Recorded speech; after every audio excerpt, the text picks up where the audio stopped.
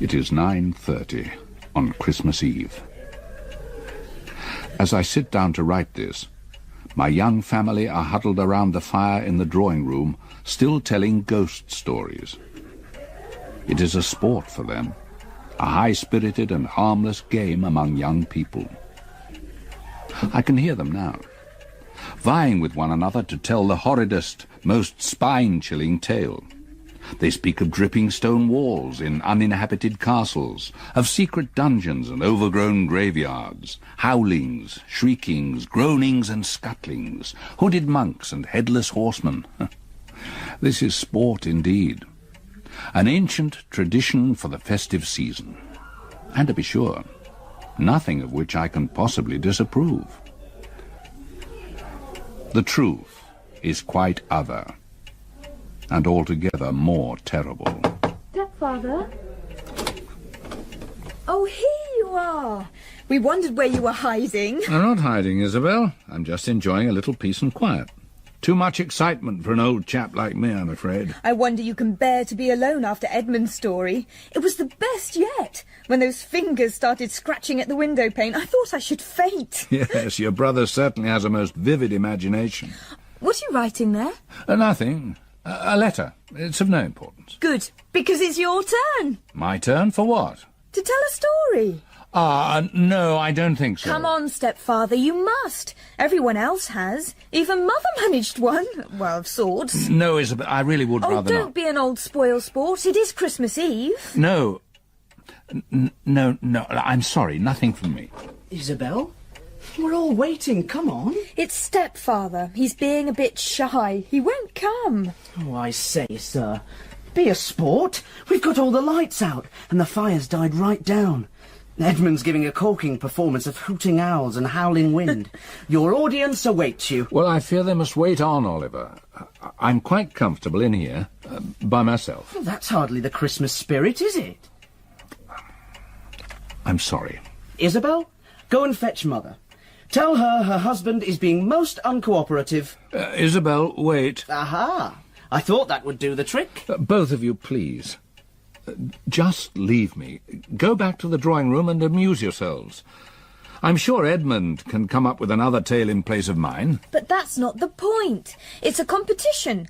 We each tell one and then decide whose was the best. Oh, you must be able to think of one ghost story, surely. Everybody knows at least one. Do your stuff, stepfather. Play the game. Come on, please. You can't let us down. Enough! I'm sorry to disappoint you all, but I have no story to tell. Right. Fair enough. We'll, Come on, it's getting late. I think perhaps it's time for bed. Yes, right. Good night, Father. Good night, sir. Sorry to have interrupted you.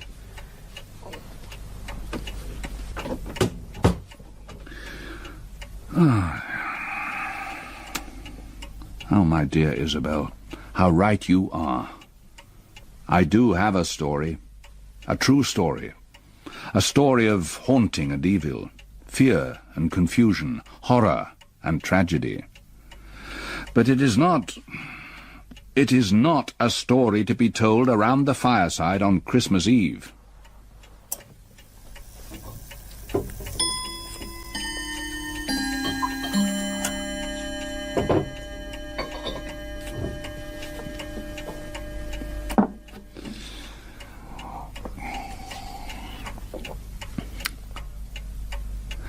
I have always known, of course, in my heart, that the experience would never leave me, that it was now woven into my very fibres. And now tonight, it again fills my mind to the exclusion of all else. It seems the high spirits of my dear stepchildren have forced me to renew my acquaintance with that mortal dread and terror of spirit I had hoped forever dead. And I know I shall have no rest from it, shall lie awake in a chill of sweat, until I've gone back to that other world and relived the horrors of that time, that place. Arthur? Oh, Esme, dearest. Oh, Arthur, what is it? What's wrong? Are you unwell?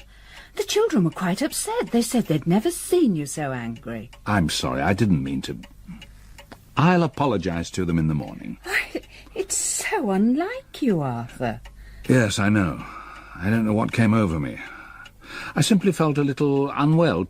Too much excitement, all that rich food, I suppose, and the heat. But it was unforgivable. I shall make amends tomorrow, I promise. They love you, Arthur, like their own father. And I love you too.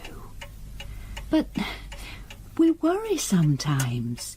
You work too hard. You must try to rest. This is a holiday. I know. And I shall, Esme, believe me. Promise? I promise. Good. I'm going up now. Will you come? Shortly. 5 more minutes, no more. Good night, my darling. Now, don't be too long. Good night, Esme. I recall that the way to banish an old ghost that continues its hauntings is to exorcise it. Well then, mine shall be exorcised. I shall tell my tale, write my own ghost story. And then perhaps I shall at last be free to enjoy whatever life remains for me. Years have passed since then, some 30-odd.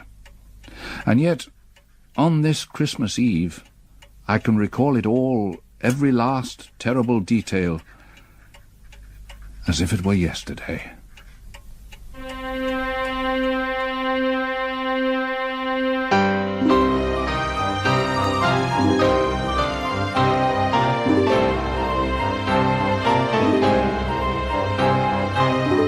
The Woman in Black, from the novel by Susan Hill, adapted for radio by John Strickland. Episode 1, A Journey and a Funeral.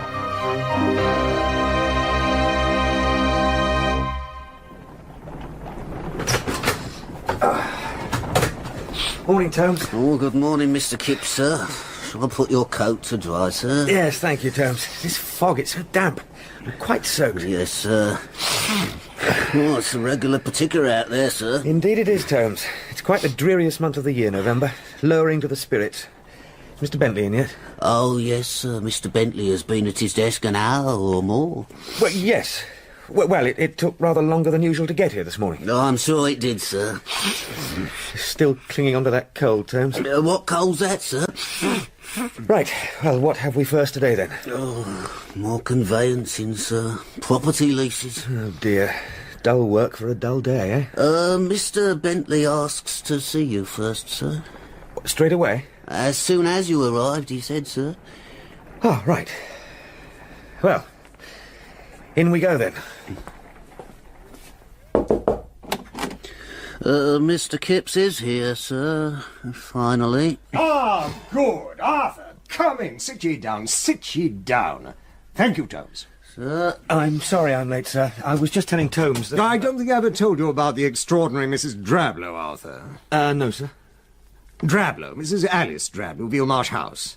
Dead, don't you know? Ah, I'm sorry. Yes. I inherited Mrs. Drablow from my father. Her family had had their business with this firm for, years. Oh, yes?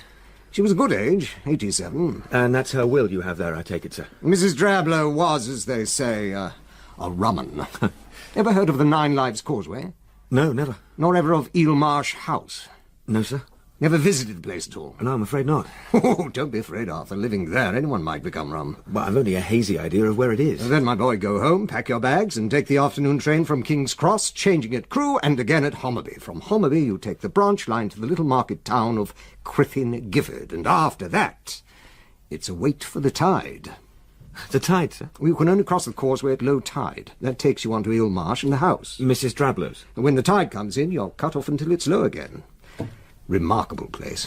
Years since I was there, of course. My father took me.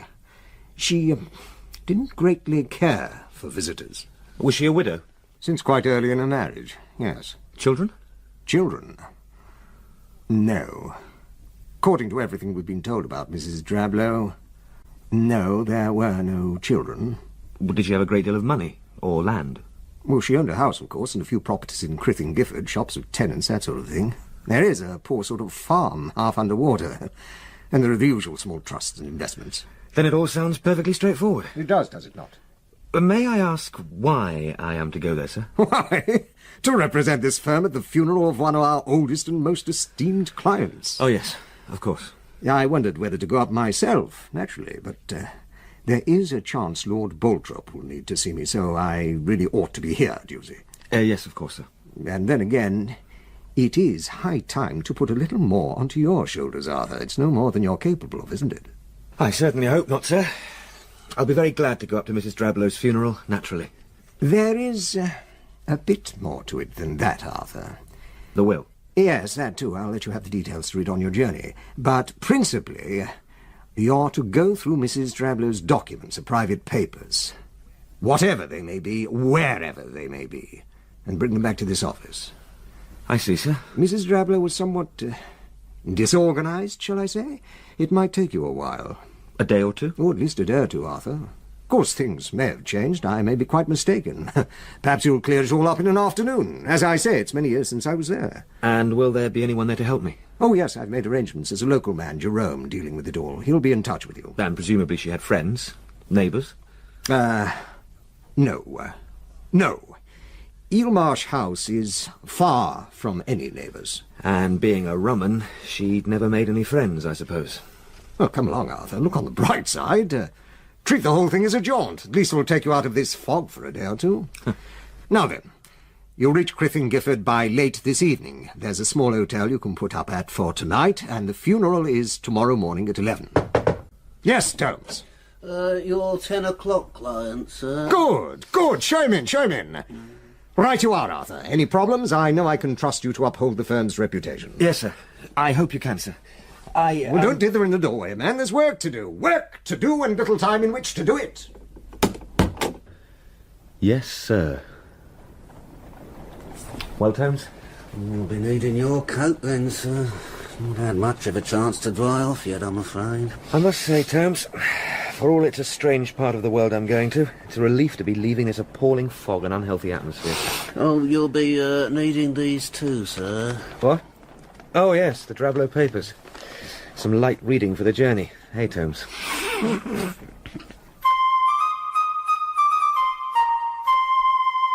I had to return to my rooms, pack a bag for a couple of nights, and scribble a note to my fiancée, Stella, whom I hoped to marry the following year.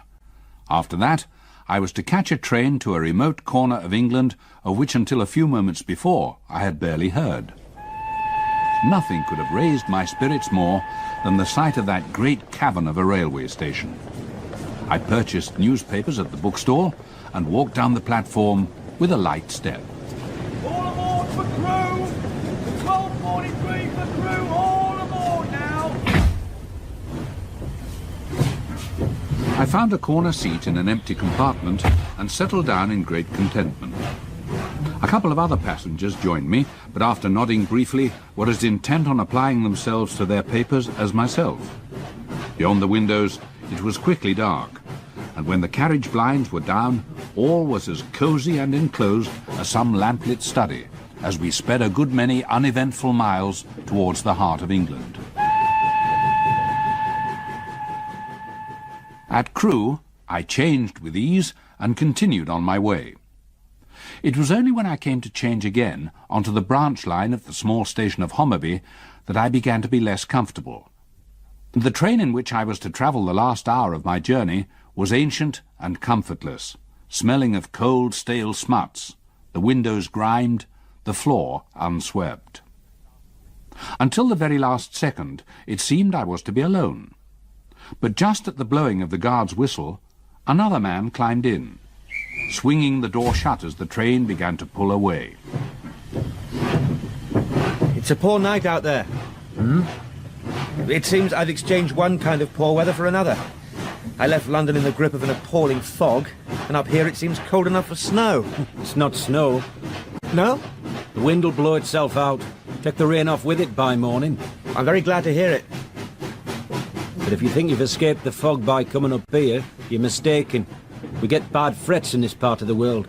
Frets? Aye, frets. Sea frets, sea mists. They roll up in a minute from the sea to land across the marshes. It's the nature of the place. One minute it's as clear as a June day, the next, terrible. Oh, I see. Still, if you're staying at Crythin, you won't see the worst of it. I stay there tonight at the Gifford Arms Hotel, and tomorrow morning. Aye. I expect to go out and see something of the marshes later. Is that right? Yes. Well, I suppose I should use this time profitably. Would you excuse me? Drablow. I'm sorry? On your envelope there. Mrs. Drablow. You don't tell me you're a relative. Oh, no. No, I'm her solicitor, actually. Ah, bound for funeral. I am? You'll be about the only one who is. Oh? Oh, well, yes. Yes, I gather she had few friends, and no immediate family. Something of a recluse. I suppose that's sometimes the way with old ladies. Aye, I suppose it is, Mr... Oh, Kipps. Arthur Kipps. And you are? Samuel Daly. Ah. How do you do, Mr. Daly? Yes, they turn inwards, grow eccentric. I dare say it comes from living alone. And when you live alone in such a place as that, it comes a good deal easier. Oh, come now. You're not going to start telling me strange tales of lonely houses. No, Mr. Kipps, that I am not. How far have we to go? 12 mile. That was the last bit of high ground for a good while. You've come to the flatlands, Mr. Kipps. It's a far-flung part of the world. We don't get that many visitors. Where did you say you were stopping? The Gifford Arms. Do you know it? I'll drop you off there. It's on my way. Well, it's very kind of you. Thank you. And should you need anyone at any time, here's my card. Well, thank you very much, but I think it's most unlikely. We have a local agent here. And anyway, I hope I shan't be here for more than a day or two. Do you? But, still, thanks very much. I'll keep it in my pocket anyway.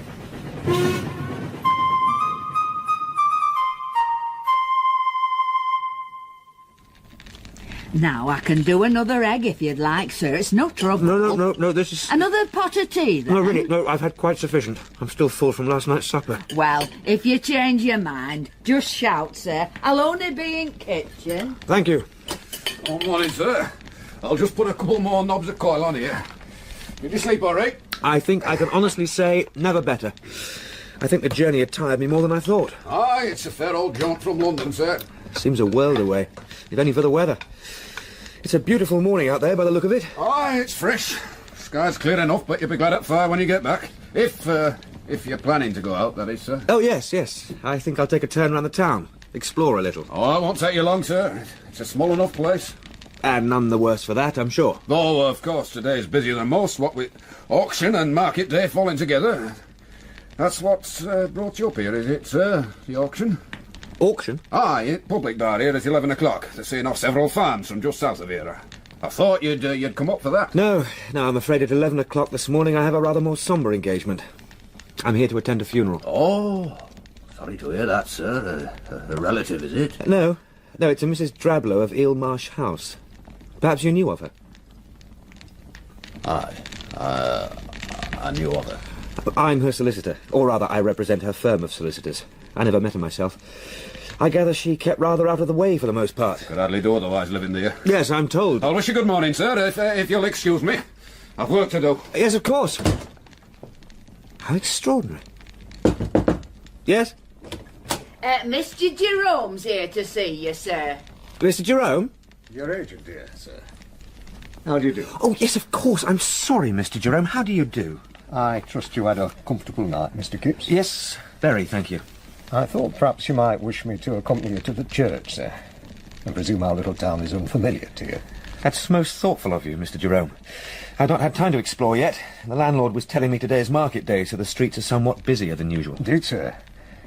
If I might suggest we leave now, we should be at the church just on 11. Oh, good gracious, is that the time already? Right, yes, I'll just fetch my coat from upstairs. You'll wait for me here, Mr. Jerome. Oh, yes, sir. I'll wait for you here, sir.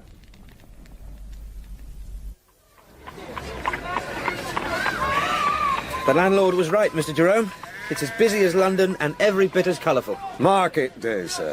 They come from all over. This auction. Quite an important sale, I gather. Large acreage, sir. Half the land on the Homaby side of Crythin and for several miles east as well. 4 farms in all. There's good farming land around here is at a premium, I imagine. The area seems to be mostly marsh and salt flat. There'll be no shortage of bidders, I suppose. Well, most will have more sense than to pit themselves against such as him.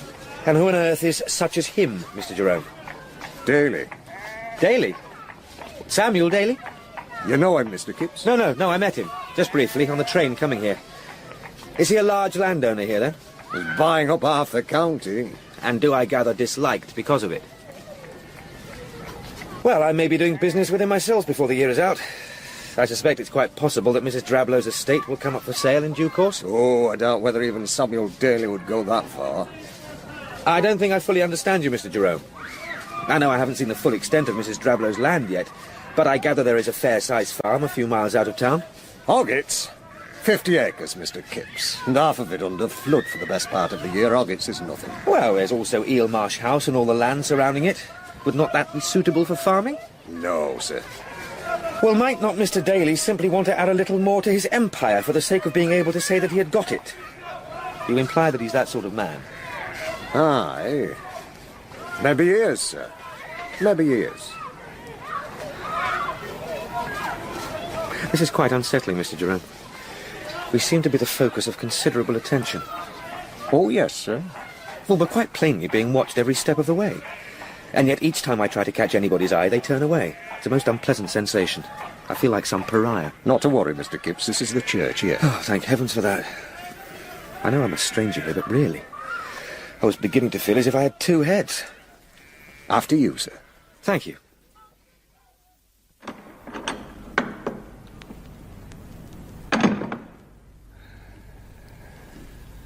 We seem to be the only people here, Mr. Jerome. She must have been lonelier than I thought. It's very sad. I take it she's to be buried in the churchyard here? That is so. Is there a family grave? No. At least not here, not in this churchyard. Somewhere else? It's no longer in use. The area's unsuitable.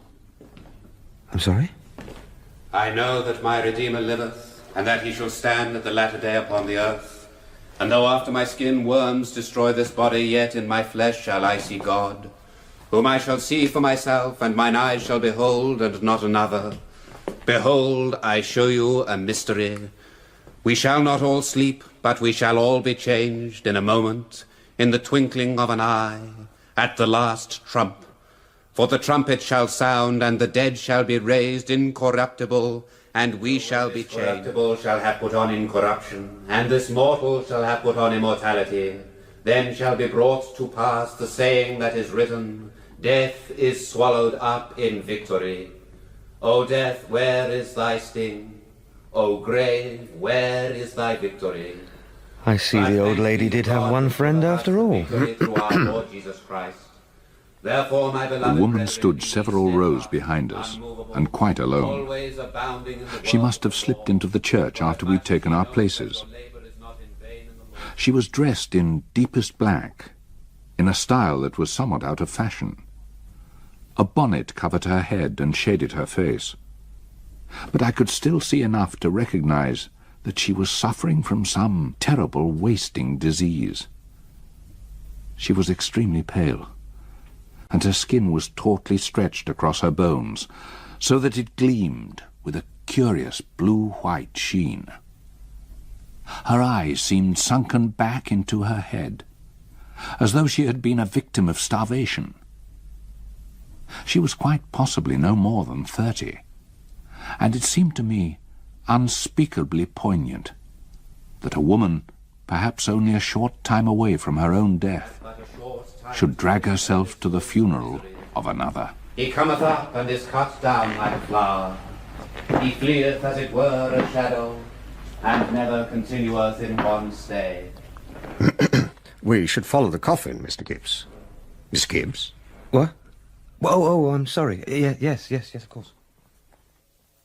Who for our sins art justly displeased, forasmuch as it hath pleased Almighty God of his great mercy to take unto himself the soul of our dear sister here departed, we therefore commit her body to the ground, earth to earth, ashes to ashes, dust to dust.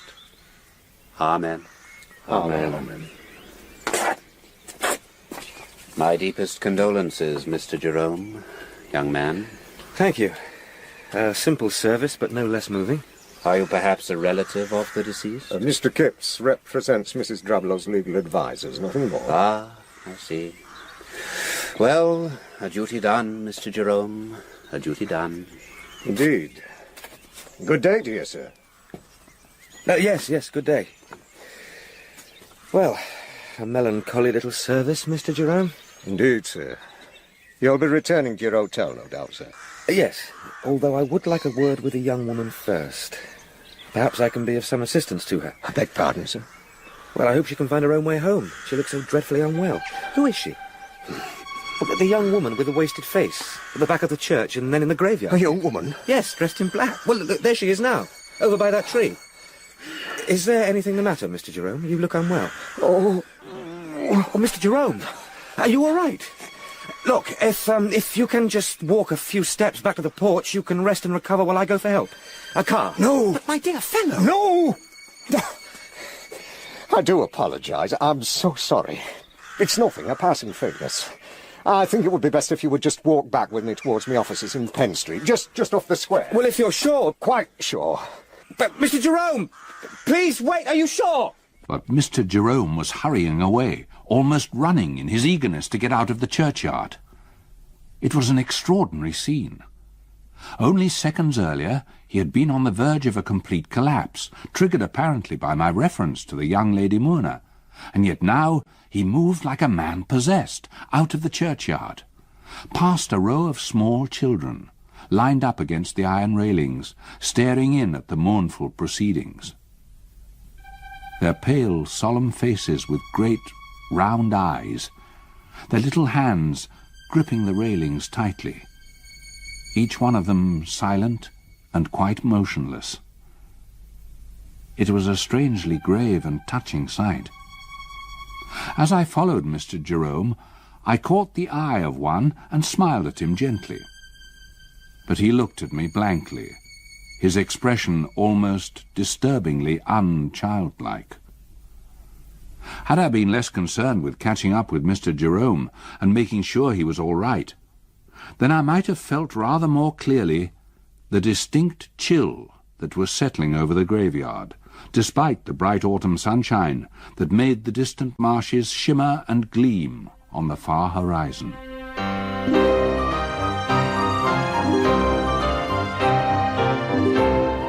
In the first episode of The Woman in Black by Susan Hill, dramatised for radio by John Strickland, Old Kipps was played by John Woodvine, Young Kipps by Robert Glenister, Esme by Paula Tilbrook, Tomes by Christopher Kent, Mr. Bentley by Stuart Richmond, Samuel Daly by Rod Arthur, Isabel by Jane Marlowe, and Oliver by Jason Doan. Other parts were played by members of the cast. Technical presentation was by Peter Bellum, Steve Brooke and Maggie Richmond. The music was specially composed by Derek Pierce. The Woman in Black was directed in Manchester by Chris Wallace.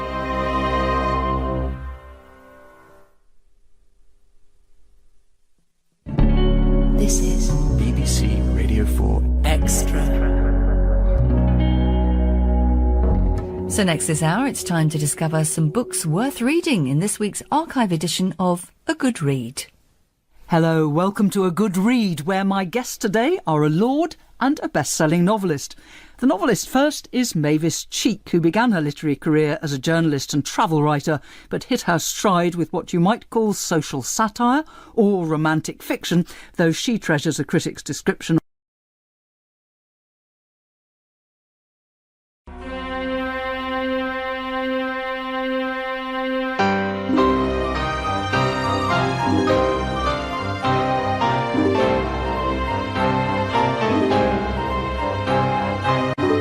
The Woman in Black, from the novel by Susan Hill, adapted for radio by John Strickland.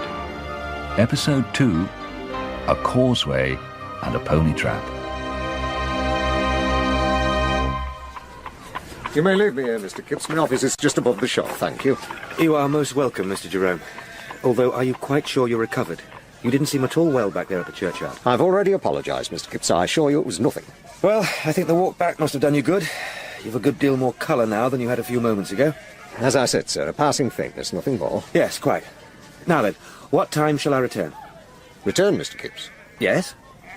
Are you not to take me over to Eel Marsh House later? I think there must be some mistake, sir.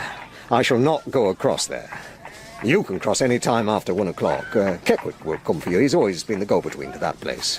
I take it you have a key? Yes. Brought one up from London with me. Good. He'll call for you at the Gifford Arms, sir, within the hour. All right. I do want to get there today if I can. It'll enable me to make a start at least, though I shall probably have to go across again tomorrow. I really have no idea what I'll find until I get there. It would no doubt make much more sense to sleep there overnight. Oh, I think you'd find it much more comfortable to continue staying where you are, sir. Well, the food is certainly first rate.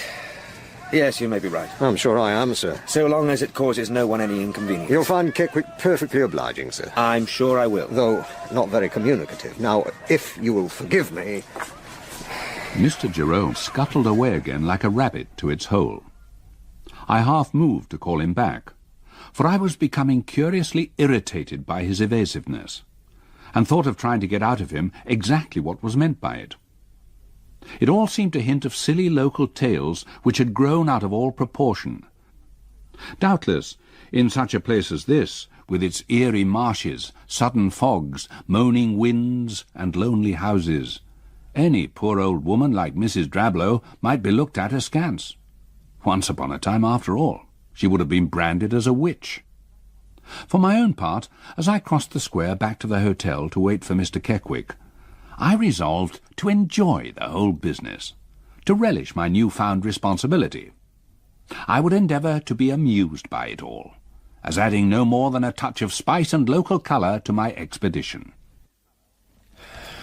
Come on, what's keeping you, man? Yeah, come in. Oh, it's only me, Mr. Kipps. I'm sorry to interrupt, but will you be here for your lunch? Only we it being market day, it'd help if I had some idea at numbers. Well, it's beginning to look as if I shall be stuck here all day. I was expecting a Mr. Keckwick to take me across to Eel Marsh House, but I dare say Mr. Jerome forgot to tell him. Keckwick? Why, he's outside, sir.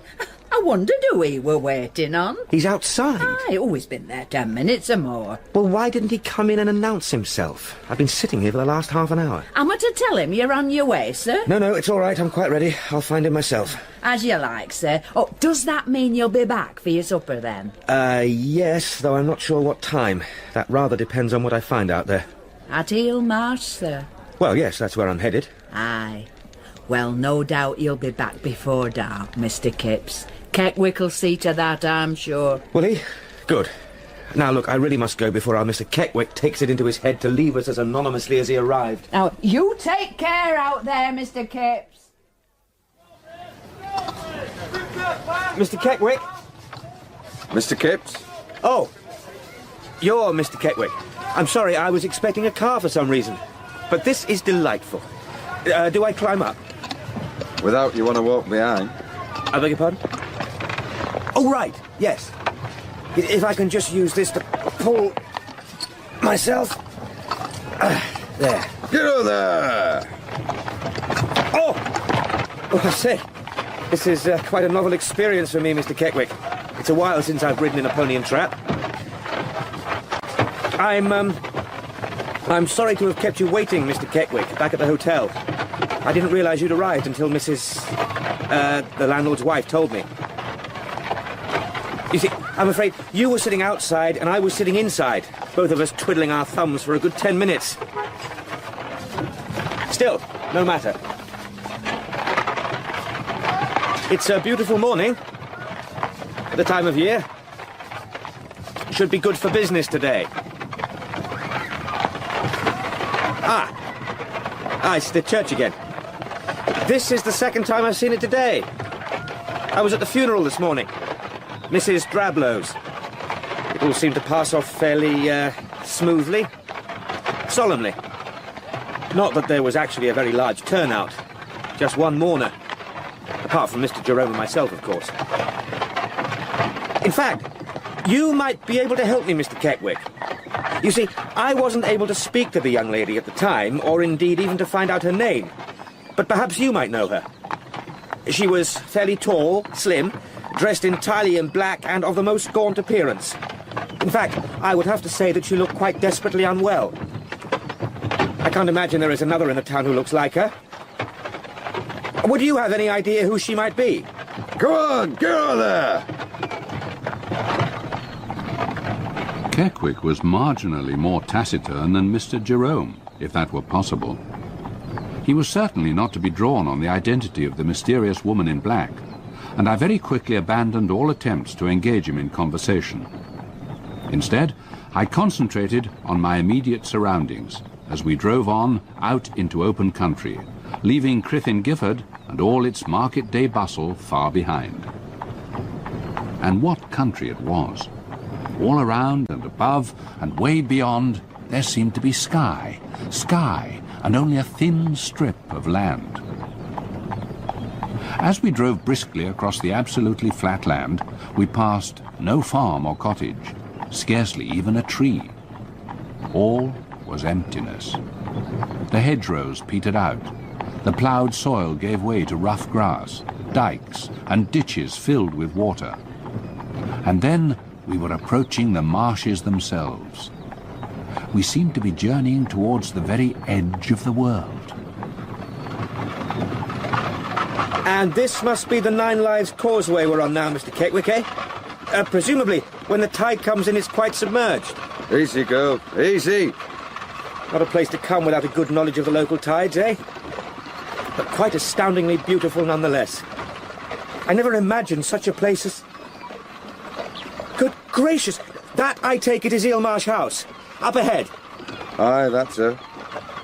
It stood like some lighthouse or beacon, rising as if out of the water itself. A tall, gaunt house of grey stone, with a slate roof that gleamed like steel in the pale light. It was quite simply the most astonishingly situated house I had ever seen, or could ever conceivably have imagined. Isolated, uncompromising. Handsome, Mr. Keckwick. That's a quite astonishingly handsome house. I've never seen the like. Oh, there! Oh! Thank you, Mr. Keckwick. Well, I simply don't know what to say. I am truly speechless. I've certainly never been anywhere quite like this. It's a rather strange sensation. Lonely as could be, but also exciting. Disturbing, I was going to say. Although, to be sure, there's nothing here to frighten. There's not much here at all, Mr. Kipps. Indeed. Wind, marsh birds, reeds and still water. It's a rare and beautiful spot. I can hardly wait to explore the place. Sorry. I was quite transported for a moment. How long will that causeway remain passable? Till about 5. Oh, is that all? Well, listen, it'll be quite ridiculous for you to be driving to and fro twice a day like this. I think the best thing will be for me to bring my bags, and some food and drink, of course, and stay over a couple of nights.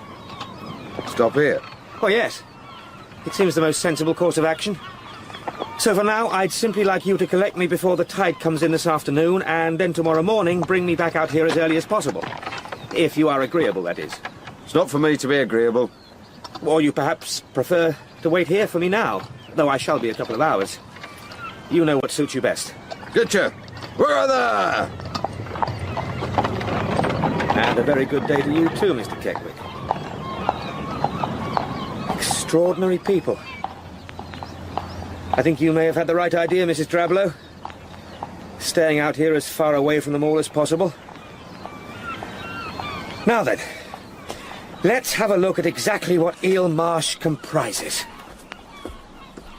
I walked away from the house, across an area of scrub and field, towards the ruins of some old church or chapel, which I'd noticed earlier as we approached the island. To the west, the sun was already beginning to shoot arrows of fire and blood-red streaks across the water. To the east, sea and sky had darkened slightly to a uniform leaden grey. Behind the crumbling arches of the derelict chapel was a small burial ground, enclosed by the remains of a wall. There were perhaps 50 gravestones, most of them leaning over or completely fallen, covered in patches of greenish-yellow lichen and moss, scoured pale by the salt wind and stained by years of driven rain. No names or dates were now decipherable, and the whole place had an air of decay and abandon. Well, perhaps on a warm summer evening it's altogether different. But for now, Mrs. Drablow, it's about as bleak and eerie a place as I can think of. It's time to go inside, I think. Oh! I'm sorry. I didn't mean to disturb your nest, whatever you are. Is there such a bird as a sea vulture? Yes, you really are enormous and very ugly. I don't... You... How on earth did you... It was the young woman again. The young woman from the funeral. She was standing at the far end of the graveyard, wearing the same black dress and bonnet. She was standing quite motionless, staring directly at me. Good afternoon. I do apologize for surprising you like this. My name is Arthur Kipps. I'm from Bentley, Hague, Sweetman and Bentley. Mrs. Drablow's solicitors in London. Obviously, no one informed you that I would be coming. And still she stared at me, with that expression of... I can only describe it as an expression of desperate, yearning malevolence. It was as if she was searching for something, something which had been taken from her, and towards whoever had taken it, she now directed the purest loathing, hatred, the purest evil, towards me. And yet, I had taken nothing from her. I didn't even know who she was. I had never in my life been so suddenly possessed by fear. As my eyes were held by hers, my knees began to tremble. I could feel my body turning as cold as stone. My heart gave a great lurch, began pounding on my chest like a hammer on an anvil.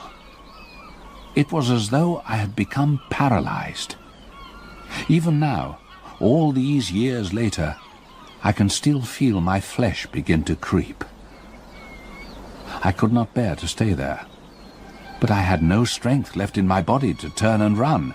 I was as certain as I had ever been of anything that at any second I would simply fall dead on the ground. And then, quite suddenly, she was gone, slipping silently behind one of the gravestones and away through a gap in the wall. Wait! Come back, please! I just want to know who you are! Perhaps I can help you. What? But that's not possible. Where's she gone? There is nowhere to hide out here. I can see for miles. No!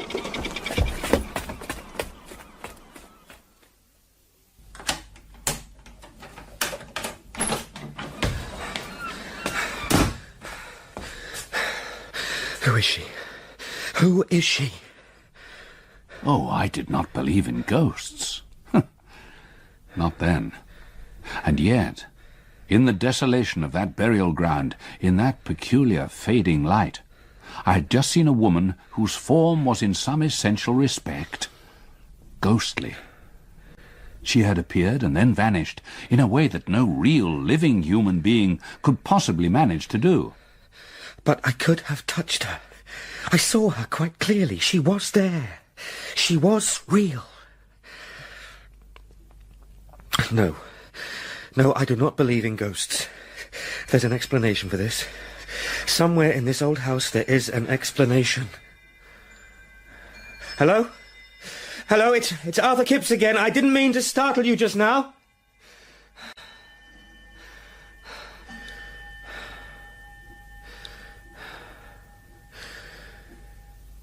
All right, Kipps.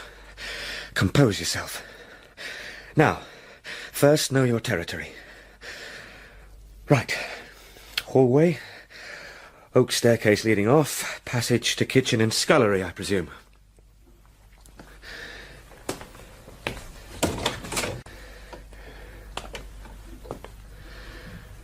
Drawing room. Leading through to Sitting room. Dining room.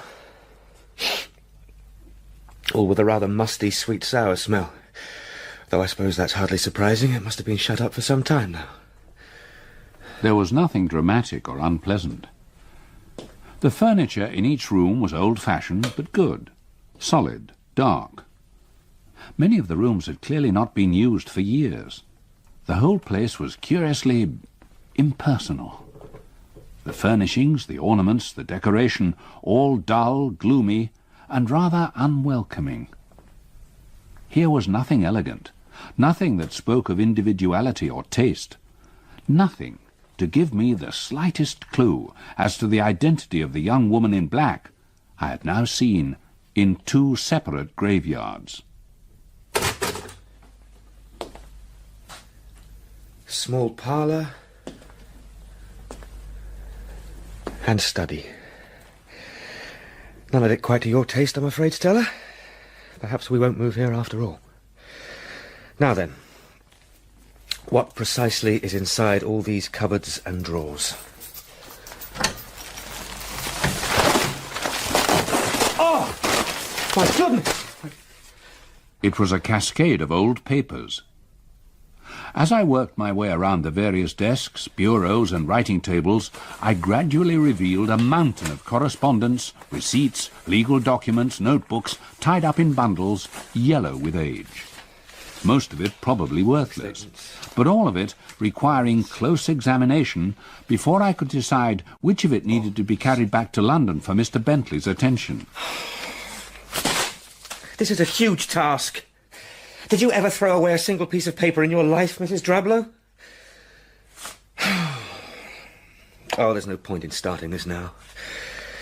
It's far too late. In truth, I was simply too unnerved to consider starting then. The business with the woman in the graveyard had succeeded in unsettling my London composure more than I cared to admit. How Mrs. Drablow had endured day after day, night after night of isolation in that house, and for so many years, I could not conceive. I had been there one afternoon, and already I had had enough of the monotonous greyness, the gloomy melancholy that seemed to be all around, inside and out.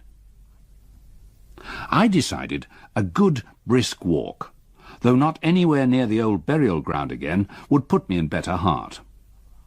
It would be another hour before Keckwick returned for me, and if I stepped out well, I knew I would either reach Crythin Gifford in time to save him turning out at all, or, at the very least, meet him on the way. Well, at least there's a good supper waiting for me at the Gifford Arms.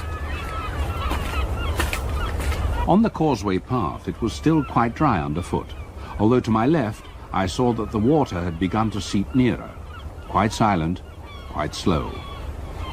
I wondered how deeply the path went under water when the tide was right in. Although on a still night such as this, I knew there was plenty of time to cross in safety, even though the distance was greater on foot than it had seemed when we trotted over in Keckwick's pony cart. Come on, Kipps. Step out. Step out. Once or twice I glanced back over my shoulder, half expecting to catch sight of the young woman following me. Perhaps she would catch up with me, explain that the shock of seeing me so unexpectedly in the burial ground had made her shy, but that now she had fully recovered, and please, would I not return with her and join her for a cup of tea whilst we waited for Mr. Keckwick in the warmth? By now, I'd almost persuaded myself there must have been some slope or dip in the ground into which she had concealed herself earlier, before returning to some lonely dwelling tucked down out of sight. After all, I'd not actually searched for her hiding place, but merely glanced around and seen nothing. And the changes of light in such a place can play all manner of tricks, as indeed was being proved to me at that very moment. For peering into the greyness ahead, it seemed to me that the end of the causeway was receding from me the further I walked towards it. Very soon, I could not actually see my goal at all. It's a sea fret. The sea fret Mr. Daly told me about. Almost without me realizing, A thick, damp sea mist had rolled over the marshes as I walked, and enveloped everything. Myself, the house behind me, the causeway ahead. This is quite absurd. I can't see anything. It was choking, thick and salty, moving in front of my eyes. I felt confused, teased by it, as if it were made up of millions of live fingers that crept over me, hung on me, and then shifted away again. I'd better go back. Wait for this to clear. I'm sure Mr. Daly said they lift as quickly as they fall. Oh, God, where's the path? I should have brought a torch. Help! Can anyone hear me? Oh. Please, are you there? Young lady! This is ridiculous. Please, let me reach the house. Can anyone hear me? I need help! Help!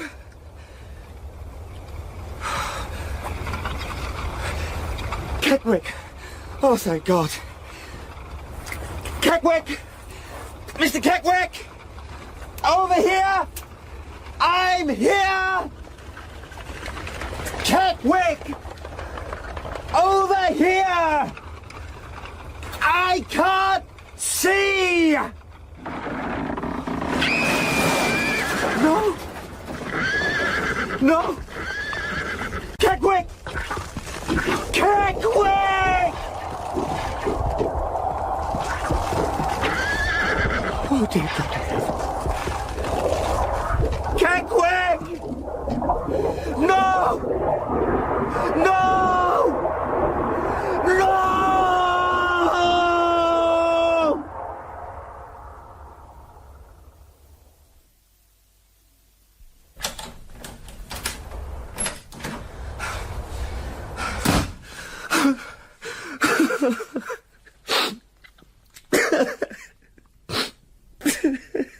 To this day, I couldn't tell you how I reached the house, or how long I lay there in the hallway, weeping in an agony of fear and frustration. I had heard, beyond any doubt, the terrible last sounds of a pony and trap carrying a child, as well as Keckwick, struggling desperately as it was sucked under by the quicksand. And I'd been able to do nothing but stand and listen as those poor creatures slowly choked and drowned in the mud and water.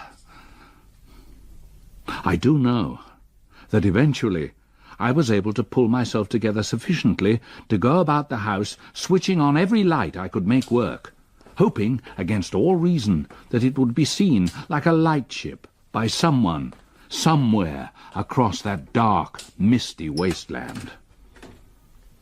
Every room I went to was orderly, dusty, bitterly cold and damp, yet also somehow stifling. As I moved around the house, I grew more rather than less agitated. I began to be angry at Mr. Bentley for sending me here, at my own foolishness in ignoring all the hints and veiled warnings I'd received about the place. And when I came to one door, the only door that was locked, with no keyhole, no bolt on the outside, I'm afraid my anger exploded.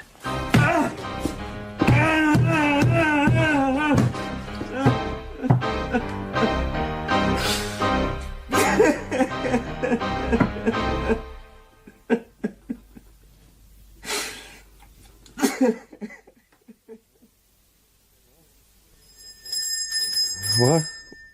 Whoa, what is it? Oh, yes, wait, yeah, I'm coming.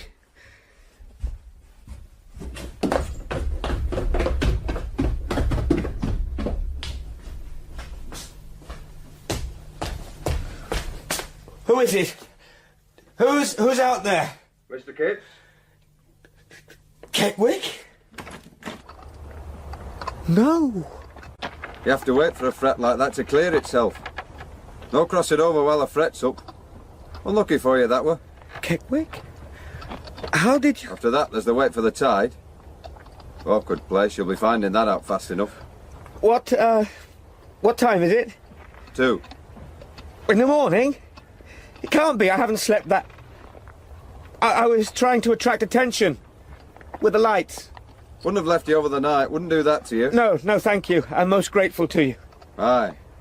But what happened to you? How do you manage to be here? How did you get out? Best climb up, Mr. Kipps. It wasn't you, was it? Out there on the marsh. It was someone else. Who, Mr. Keckwick? Who in their right mind would have been driving out there on a night like this, and with a young child? Who was it? He's wanting to get home, Mr. Kipps. Yes.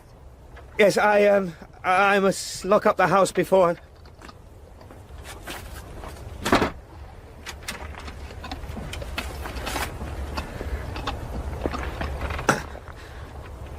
Thank you.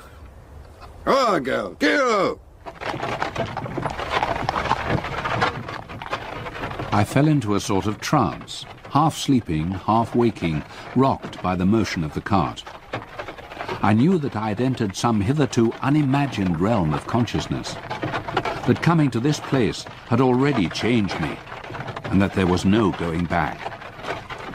I had seen things I'd never dreamed of seeing, and heard things too. I knew then that the woman by the graves had been ghostly, and I began to suspect, as we crossed the now quite clear causeway beneath the riding moon, that the pony and trap I had heard out on the marsh, the pony and trap with the child who had cried out so terribly and which had been sucked into the quicksands, they too had not been real, not there, present, substantial, but ghostly also. Oh, what I had heard, I had heard. What I had seen, the woman with the pale, wasted face by the grave of Mrs. Drablow, and again in the old burial ground, I had seen. I would have sworn an oath to it. And yet, they had been, in some sense I did not then understand, unreal, ghostly, things that were dead. Come on now, get up!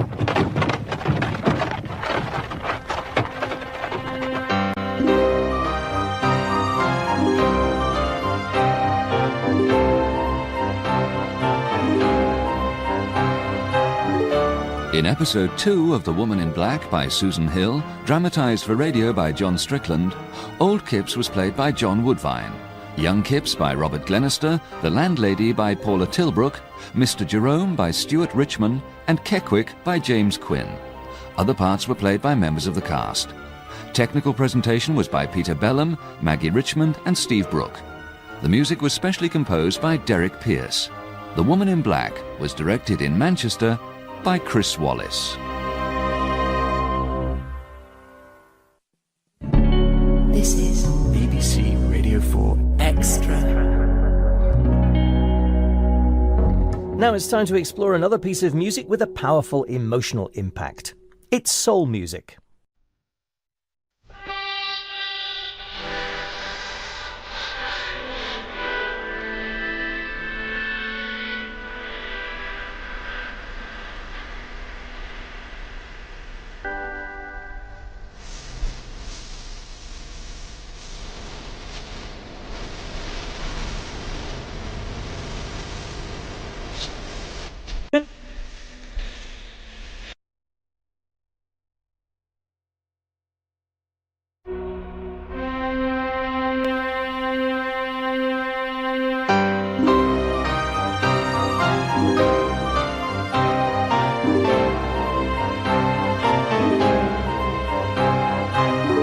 Woman in Black, from the novel by Susan Hill, adapted for radio by John Strickland.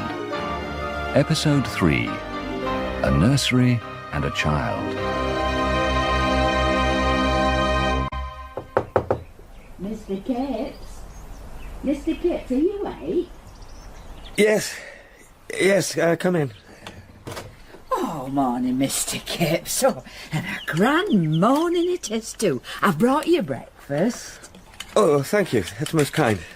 What time is it? Oh, it's about 11, sir. I didn't wake you. Are you feeling better this morning? You were in quite a state last night. Well, I can't say I slept all that well, I'm afraid. I seem to have an overdose of bad dreams. We did hear you calling out once or twice. Oh, I'm sorry. Oh, no, naught to be sorry for, sir. It's that place. Eel Marsh House? Aye. What about it? Well, it plays some nasty tricks. Tricks? On the mind, sir. Yes. Yes, I realise that now. Aye. Still, you're here. No harm done. No need to go back, I'm sure. No. No, I shall not be going back to Eel Marsh. Good. Now, I'll leave you to have your breakfast now, sir. There's no hurry. You get up when you like. I should try and sleep some more, sir. Help me, I'll not be so restless now. Thank you.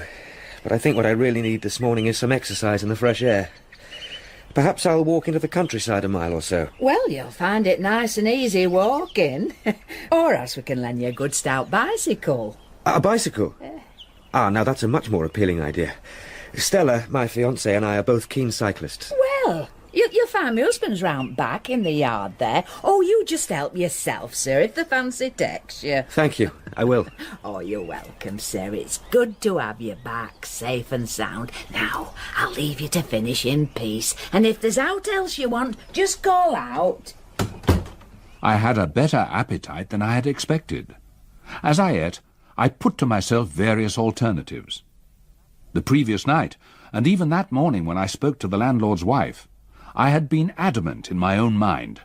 I was having nothing more to do with Eel Marsh and the Drablow business.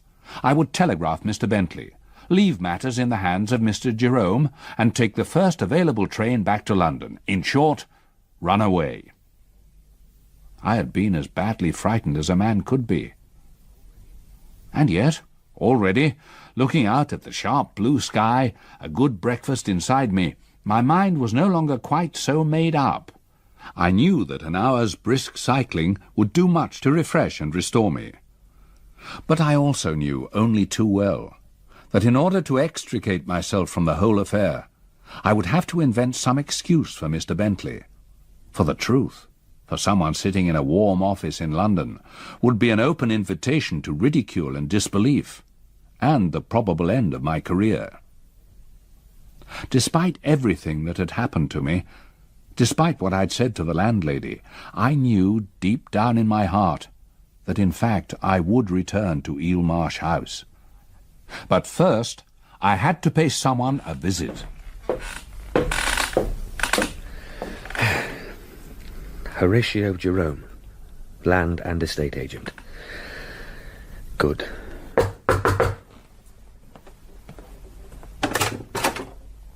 Oh, it's you. Indeed it is, Mr. Jerome. Good morning to you. Yes. Good morning, Mr. Kipps. May I come in? Well, I've not much time. Oh, this shouldn't take long, Mr. Jerome. 1 or 2 questions, no more, I promise. Very well. I'll do my best, though I tell you now, I know very little. Well, I'll come straight to the point. You see, I had no idea. I don't know whether you had, of the volume of papers belonging to Mrs. Drablow. Tons of the stuff. Most of it, I've no doubt, so much waste, but it will have to be gone through, item by item, nevertheless. Indeed. Well, it seems to me that unless I am to take up residence in Crythin Gifford for the foreseeable future... Yes, quite. I shall have to have some help. Oh, no. I'm afraid I can't offer you help, Mr. Kipps. Well, I wasn't thinking you would do anything personally, but perhaps you have a young assistant. No, there's no one. I'm quite on my own here. I can't give you any help at all. Well, help me find someone, then. Surely the town will yield me a young man with a modicum of intelligence, keen to earn a few pounds. I'm sorry, this is a small place. Young people leave.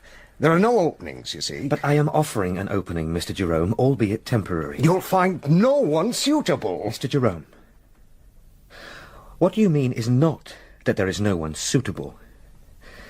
If a thorough search were to be made, I am quite certain we should find at least 1 or 2 suitable candidates for the job. You are backing away from speaking the truth of the matter, Mr. Jerome. Which is that I should not find a soul willing to spend any time out at Eel Marsh House for fear of the stories about the place proving true, for fear of encountering what I have already encountered.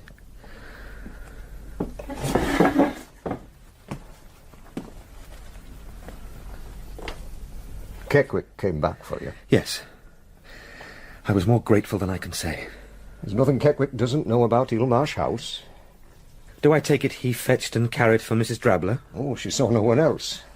Not another living... Not another living soul. There are stories, tales, there's all that nonsense. I can believe that. You can discount most of it. But not all? You saw that woman in the churchyard. And I saw her again. She was in the old burial ground on the island. What are those ruins? There was a monastery once, long before the house was built. It was abandoned, left to decay, centuries ago. And the burial ground? There was some later use, a few graves. The Drablows? Mr. Kipps, I'm sorry, but... Mr. Jerome, I'm afraid I am not going to be put out by a ghost. Or indeed several ghosts. My time out there so far has not been altogether pleasant, I confess, and I should be glad to find a companion with whom to share the work. And it is work that has to be done. And anyway, I doubt if the woman in black can have any animosity towards me personally. Who was she? Is she? I hardly know how to refer to her. You must excuse me, Mr. Kipps. I have a good deal of my own work to do. Yes, of course. I simply wanted to tell you that I am quite determined to face it out, Mr. Jerome. Such things one must face. Oh, so I said, Mr. Kipps. So I said. Once. Oh, for heaven's sake, man, don't worry about it. I doubt very much if I shall set eyes on the woman again, and if I do, I am more than capable of looking after myself. Mr. Jerome's apparent fear served only to strengthen my own resolve. I questioned him no further, deciding that if I were to get to the truth of the business, I should have to rely on the evidence of my own senses and nothing more. In the light of Mr. Jerome's extreme reaction, I felt this was perhaps the best option anyway. There's a man with a spring in his step. Mr. Kipps, isn't it? Yes? Oh, Mr. Daly from the train. Good morning. Aye, I thought it were you. How are you? I'm very well, thank you. That's good. Yes, I've just been to see Mr. Jerome. Jerome? And how is the business? Mrs. Drablow's estate. Oh, I shall soon have all that in order. Though I confess there is rather more to do than I thought. Been out to the house? Certainly, I was out there yesterday. Ah. Yes, to tell you the truth, I rather enjoyed it. Quite a challenge. Was it now? Yes, it was. You seem doubtful, Mr. Daly. Mr. Kipps, you are whistling in the dark. I'm sorry? Come for some dinner tonight. 7 o'clock. Well, that's kind of you. Thank you. Yes, I will. Your landlord will tell you the way. Thank you. I'll see you at 7 then.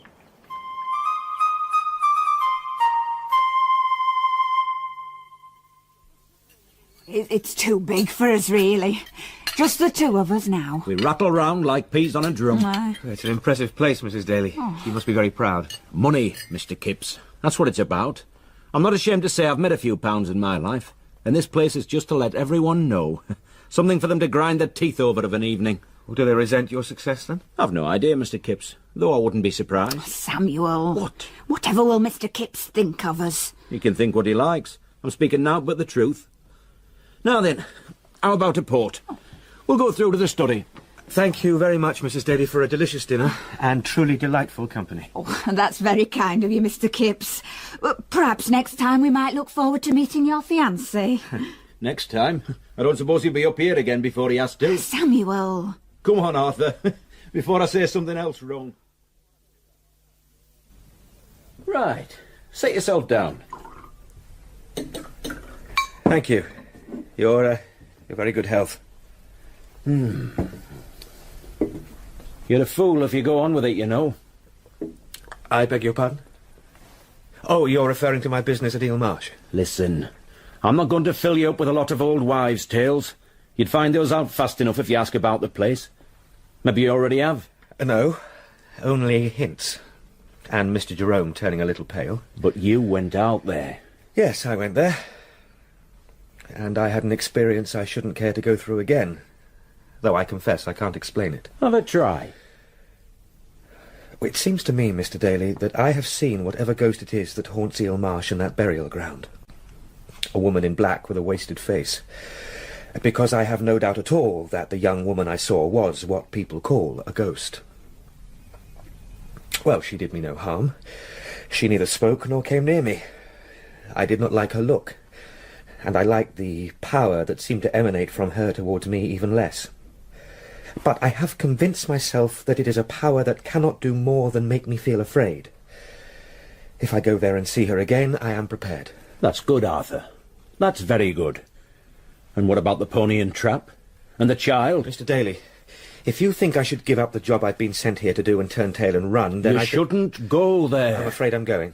You shouldn't go there alone. I can find no one to go with me. No, I don't suppose you can. Good God, man, Mrs. Drablow lived alone there for, what was it, 60-odd years? She must have come to terms with all the ghosts about the place. Aye, maybe that's just what she did do. Look, I think I'd better get back to the hotel. I had a late night last night. Fair enough. Thank you for your hospitality, and please thank Mrs. Daly once more. You want a lift back? No, thank you. I prefer to walk. Get some fresh air. As you like. You sit on it, then? Yes, I am. Then take a dog. Actually, I haven't got a dog with me. I have. Come on! In here! Take her. Bring her back when you're done. Well, will she come with me? She'll do what I tell her. What's her name? Spider. Spider.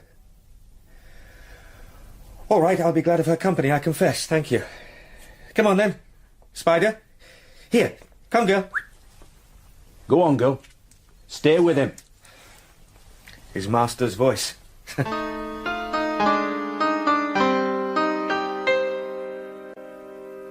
Tea, coffee, sugar and a couple of loaves, some butter, ham, fruit, tomatoes and a tin of biscuits. Oh, and I've put you in a slice of my apple tart too. Well, there's sufficient here to last me a week.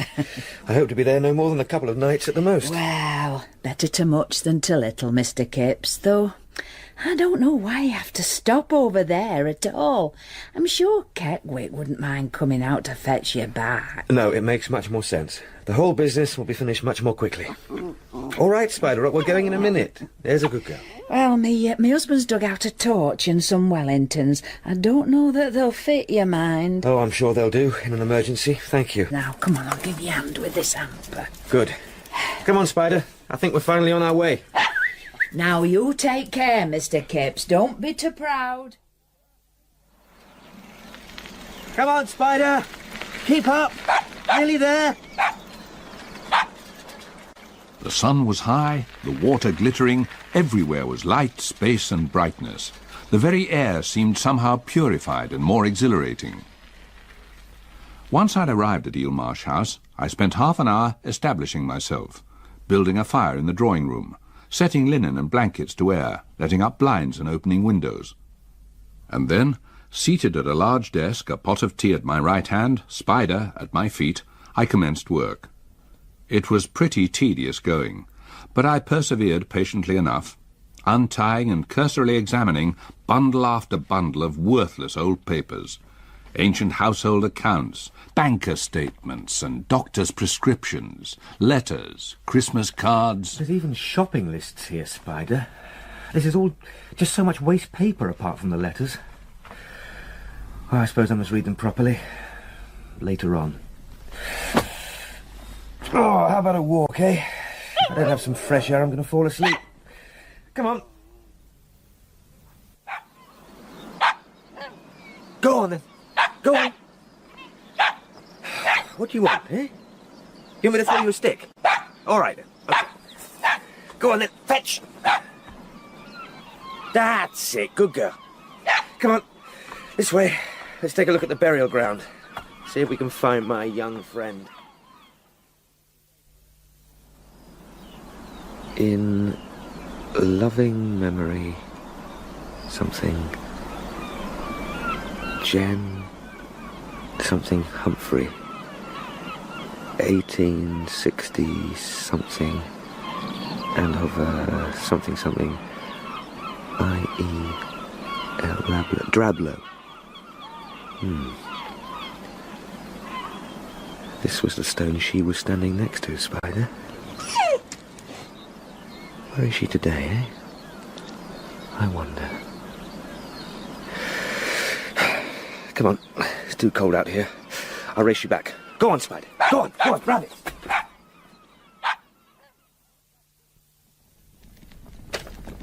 Statement of account. Take. Oh, Spider, I really don't think I can do much more of this tonight. And you're not keeping much of an eye on the fire, are you? It'll be out in a minute. You wait here while I fetch some wood. Now, where's that torch? Ah, here it is.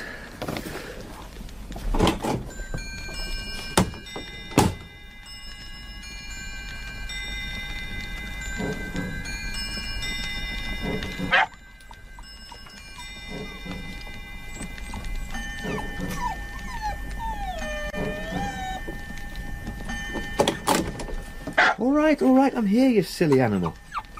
Frightened on your own, were you?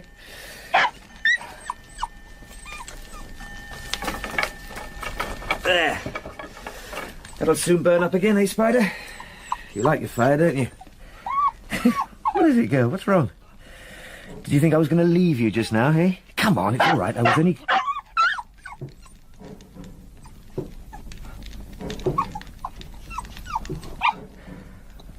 That's inside, Spider. There's somebody in the house.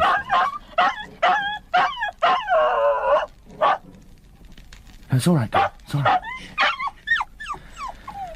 Come on. Let's go and find out what it is, eh? Come on. You come with me. That's it.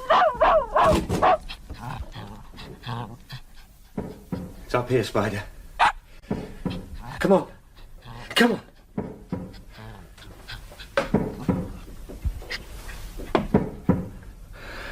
It's this way. Stay with me now.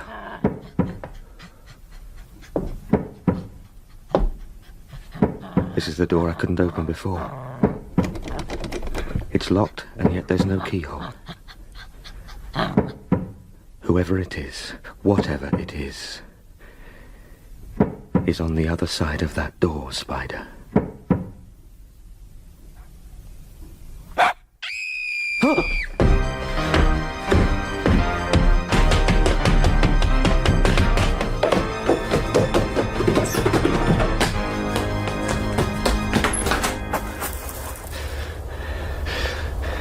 Nothing. There's nothing here. No one. Who are you?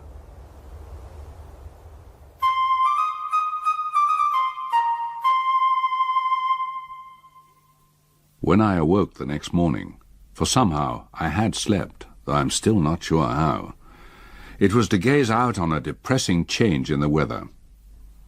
It was a cold, damp day, not calculated to raise the spirits, and I felt unrefreshed and nervous after the previous night. However, Spider seemed her old cheerful self, and after a hot bath and breakfast, and with a new fire blazing in the hearth, I felt strong enough to resume my work. I worked steadily all day, clearing several more piles of rubbish, and then, after dinner, settled in front of the fire with Spider. Outside, a thick fog had descended silently over the island. The causeway was once again invisible.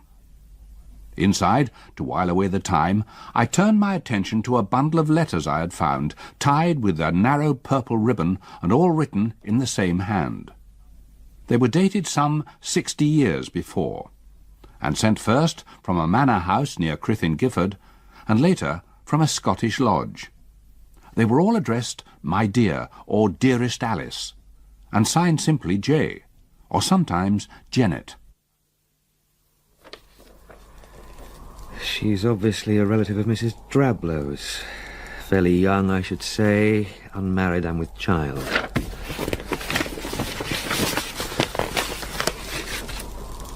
Now, in this one, she's obviously still at home with her parents. But then, from here on, she's been sent to live in Scotland.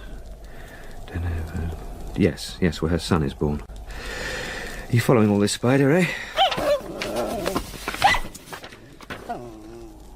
She's apparently under pressure to give the boy up for adoption. But she's obviously desperately fond of him. He is mine. Why should I not have what is mine? He shall not go to strangers. I shall kill us both before I let him go.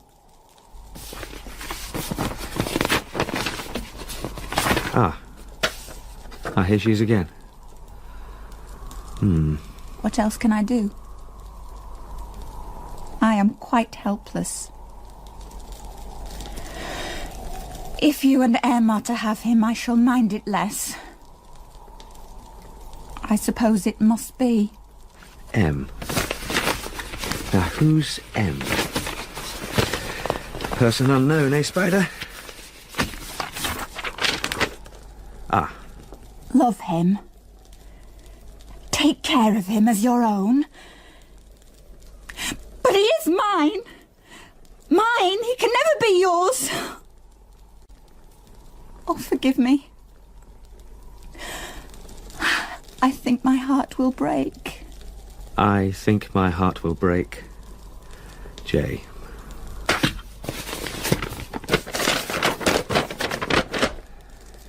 And this is the adoption certificate. Nathaniel Pearston, infant son of Janet Humphrey, is hereby become the child of Morgan Thomas. Ah, Morgan, M, yes. Morgan Thomas Drablow of Eel Marsh House, Crythin Gifford, and of his wife Alice. And this looks like a death. Spider? What is it? Oh no.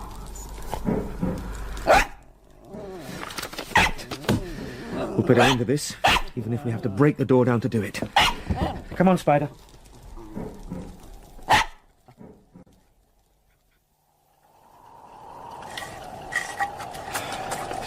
Where there's chopped wood, there has to be an axe.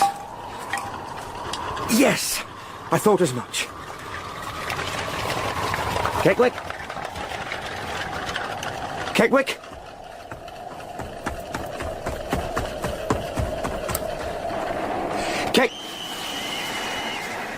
No. It's not real.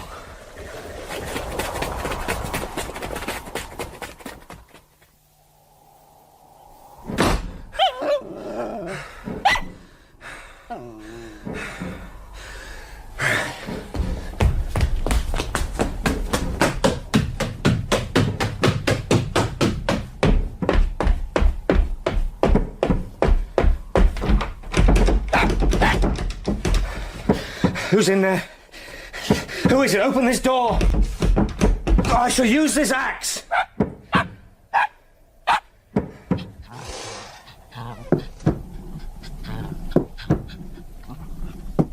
Stay with me, Spider. It was a tall, ladder-backed chair made of dark wood with wide, worn, curved runners. As I stared until I could stare no harder, it rocked gently to and fro, as any such chair will rock when someone has just got out of it.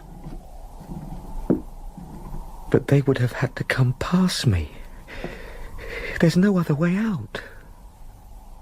The room I was in was a child's nursery, furnished, equipped, and in such good order that the occupant might only have gone for a walk. There was none of the damp, bare, unlived-in feeling of all the other rooms in the house. There was a bed, a small table with a nightlight, the candle half burnt away. In the chest of drawers, clothes. Clothes for a small boy of 6 or 7. And toys, so many toys, rows of lead soldiers arranged in regiments, a farm, a model ship with sails of linen, jigsaws and chess, pens and brushes, playing cards, a miniature trumpet, and a painted musical box from Switzerland. They might have been played with this afternoon. And yet they must have been here half a century. Oh, Spider. There's nothing here to frighten us. Just emptiness, sadness, something lost. What happened here? Who is it sits here every night, rocking to and fro? Who are they waiting for? What is it, Go? What is it? Spider! Come back! Wait for me!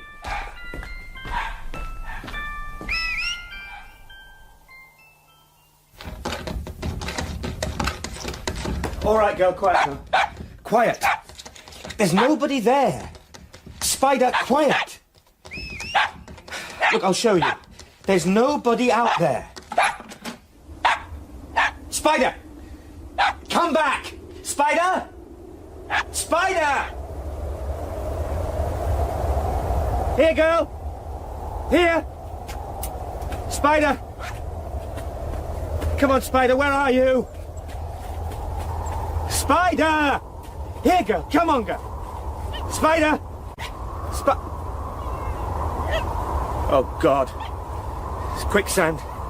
She was floundering in the mud, fighting to maintain her balance from the pull beneath her feet. Her legs and half her body had disappeared beneath the whirling, sucking bog. Her little head was held up in the air as she struggled and yelped. Spider! Hang on! I'm coming, girl! You just hold on! Keep still, girl. It's all right. It's all right. Come on, just a few inches, Spider, please. I can't get any nearer. That's it. I've got you. I've got you, Spider. Oh, Spider. Spider, it's all right. It's all right. It's all right. It's all right. I've got you.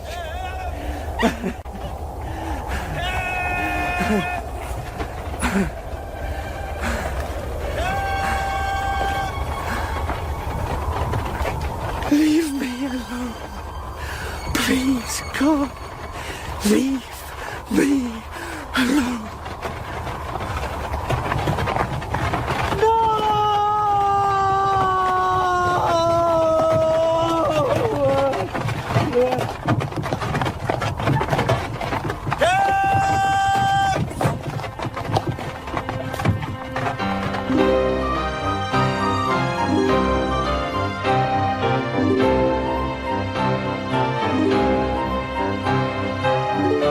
In episode 3 of The Woman in Black by Susan Hill, dramatised for radio by John Strickland, Old Kipps was played by John Woodvine, Young Kipps by Robert Glenister, The Landlady by Paula Tilbrook, Mr. Jerome by Stuart Richmond, Samuel Daly by Rod Arthur, and Mrs. Daly by Diane Whitley. Other parts were played by members of the cast. Technical presentation was by Peter Bellum, Steve Brooke and Maggie Richmond. The music was specially composed by Derek Pierce. The Woman in Black was directed in Manchester by Chris Wallace. Hi there, I'm Louis Theroux. Big brother, big brother, big brother. It's round 2 of socially distanced conversations. You were cancelled before it was cool to be cancelled. Yeah, and got sort of repeatedly cancelled. From laptop to laptop. Every week for 15 years, somebody will say, "Did you used to do what Louis Theroux did?"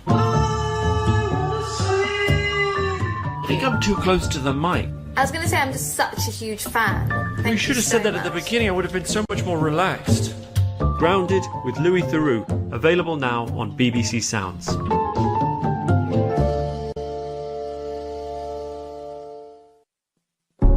This is BBC Radio 4 Extra.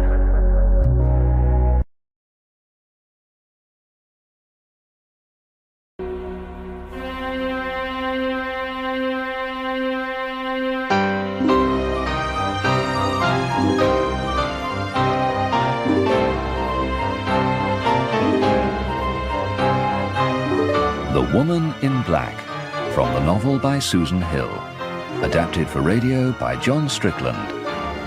Episode 4, Letters and Death Certificates.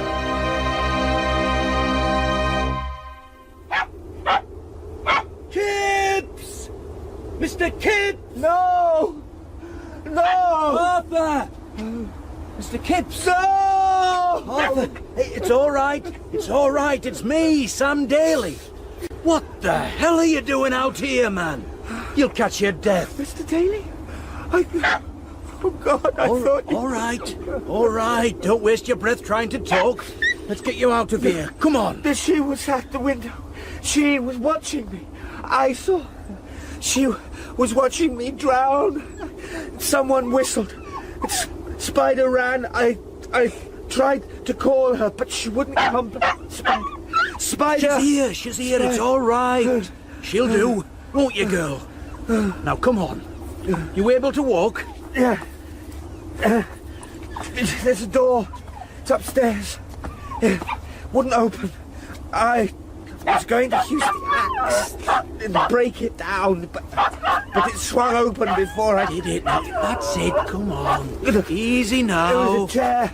It was a rocking chair, but no one was there. And someone whistled, and I came out, and a spider ran. Yeah, she's a good runner. Now, come on. Let's get you inside, in the warm.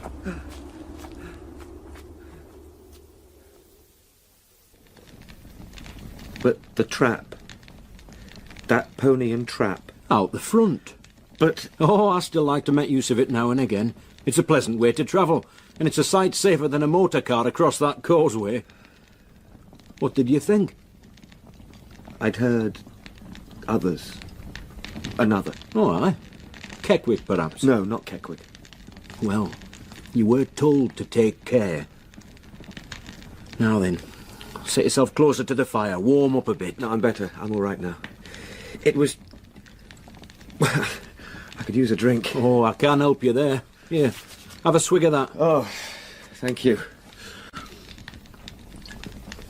Oh, that's good. I wouldn't come out on a night like this without a flask. Why did you come out, Mr. Daly?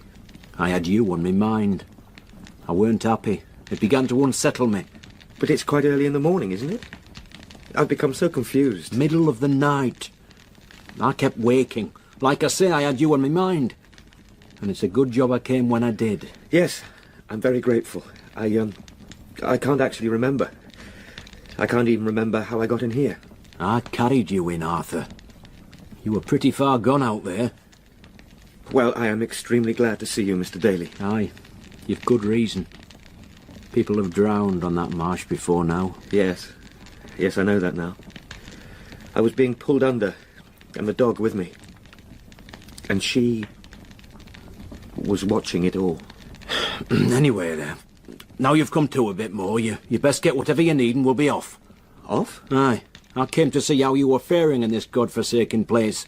Well, I have seen. Now you better come back home with me and recover yourself. For my work? And what have you found here, Mr. Kipps? A map to buried treasure? No. A great quantity of rubbish, Mr. Daly, and precious little else. But the job will have to be done at some time or other. I am obliged to do it. Sometime, Arthur. Not now. No, you're right. There are some letters, papers here I want to take with me. And I have to go upstairs. Upstairs? Why? I need to see something. I'll come with you. No. I must do it on my own. You won't learn, will you, Arthur? Please.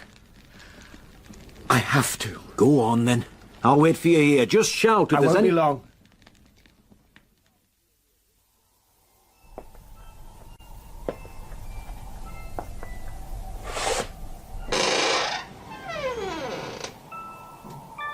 Oh, dear Lord.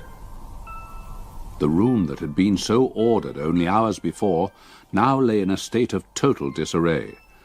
Sheets and blankets had been pulled from the bed and lay trailed across the floor. The wardrobe door and the drawers of the small chest had been thrown open, the clothes dragged out and left hanging like entrails from a wounded body. The lead soldiers had been knocked down like ninepins, books lay open, their jackets torn, soft toys were split and unclothed. The bedside table was overturned, and the rocking chair had been pushed into the centre, to stand like a great brooding bird over the wreckage. And somewhere beneath it all, the music box played.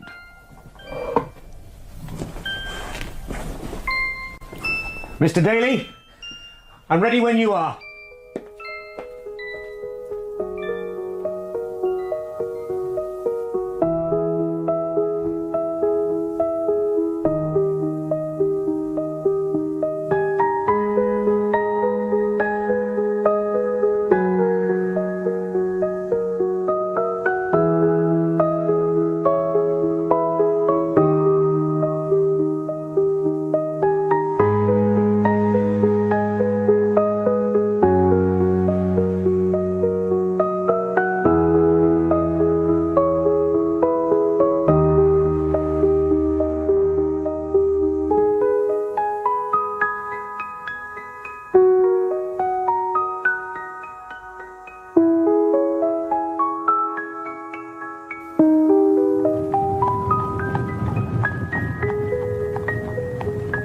we crossed the Nine Lives Causeway for what I fervently prayed was the last time, the tide was dropping back steadily.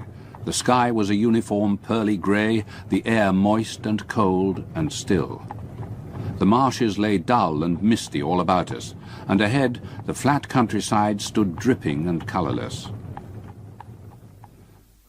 At Mr. Daly's a room had been prepared for me, and I was left alone to sleep fitfully through the morning, my mind in a fever of confusion. I awoke at 1, little refreshed, but forced myself to take a hot bath and eat a light lunch, and then passed the afternoon in the peace and tranquillity of my room, rereading Janet's letters that I had brought with me from the island, slowly piecing together the tragic story that seemed to be centred still at Eel Marsh House. In the same bundle with the letters were 3 death certificates. Nathaniel Drablow, aged 6 years. Cause of death, drowning.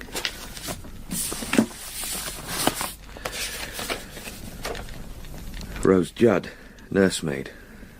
Cause of death, drowning. The 3rd certificate was dated some 12 years later. Janet Eliza Humphrey, spinster, age 36. Cause of death, heart failure. Come in. It's only me, Arthur. Come to see how you look. Will you live, do you think? Yes, I'm sure I shall. I feel a good deal better already. Thank you for last night. Aye. You've come a long way since the night I met you on the late train. Feels like 100 years. Aye, you've gone through some rough seas. Well, I'm in the calm now, and there's an end of it. That's to be hoped, for sure. Surely you don't think any more harm can come of it? I never intend to go back there. Nothing would persuade me. No? That's good. So all is well. Though I do wonder what will happen to the house.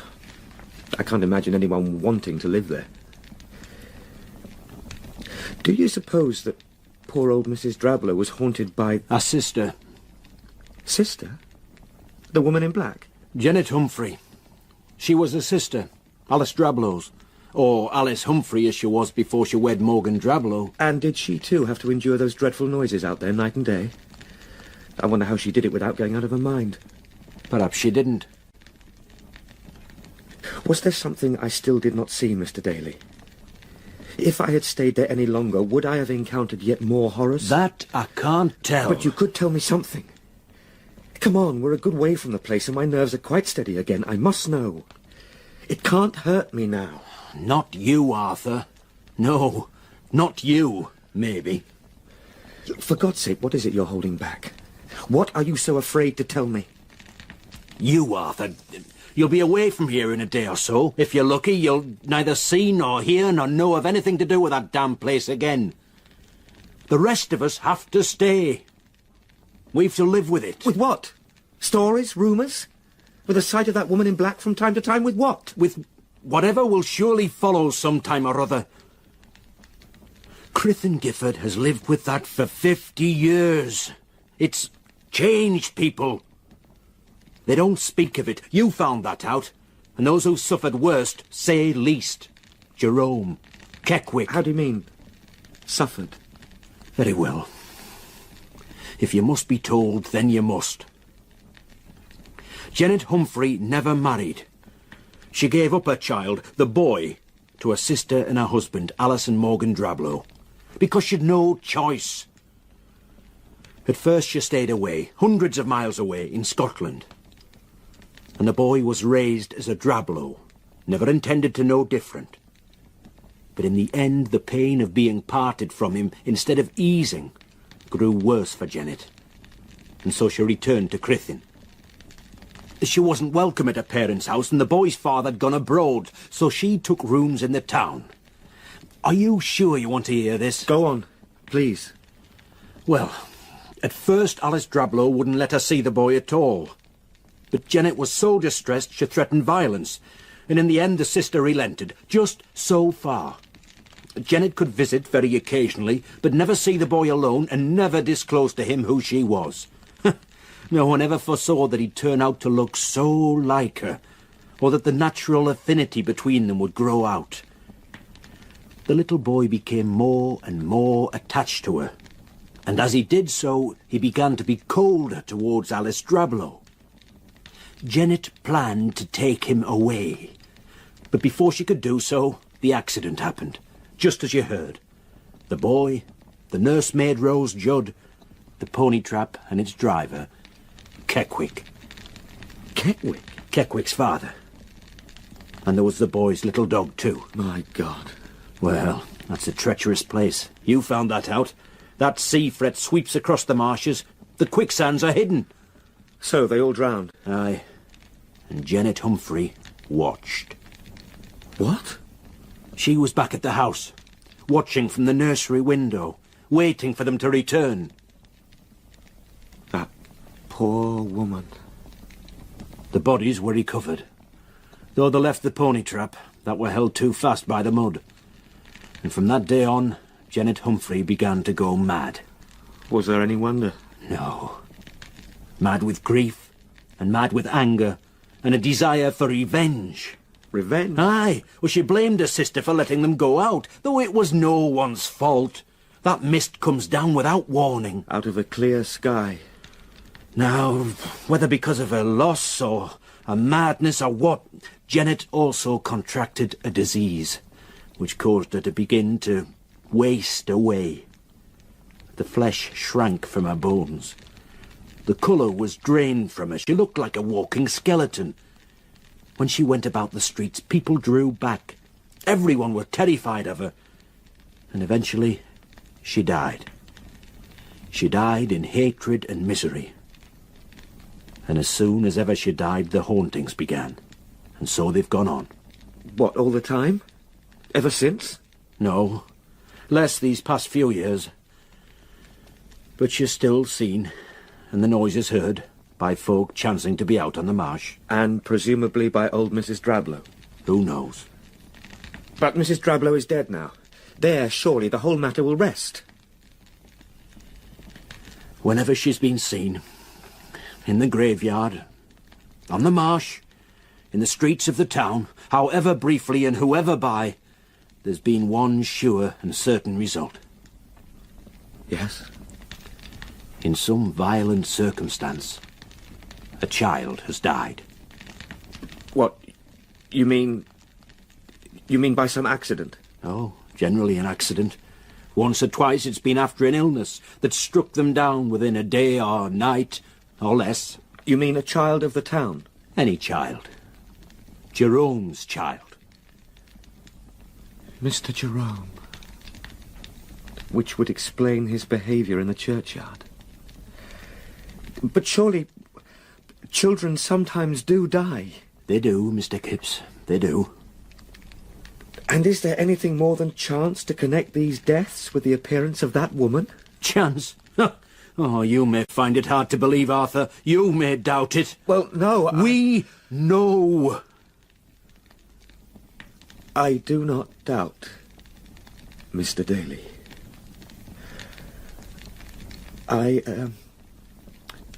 If you would excuse me, I think I should like to rest now. Aye, and so you should, Arthur. I'll leave you. You'll need your strength for your journey home tomorrow. Though you know you're welcome to stop here for as long as you like. That's most kind. But I've a deep longing for London. Strange though it may seem to you. And Stella is waiting for me there. Well, you know your own mind. But for now, I should try and get some sleep. Come on down when you feel like some supper.